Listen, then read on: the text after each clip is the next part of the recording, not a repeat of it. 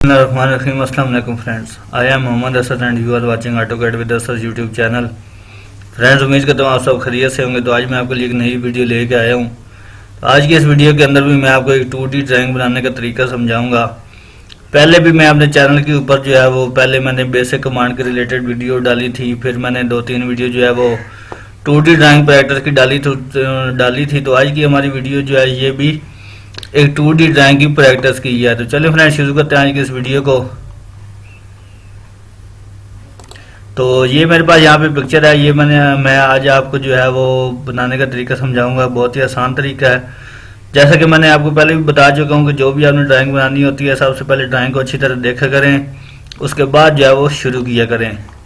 तो चलें इस पिक्चर में जो हमें ड्राइंग शो हो रही है वो हम बनाने की प्रैक्टिस शुरू करते हैं।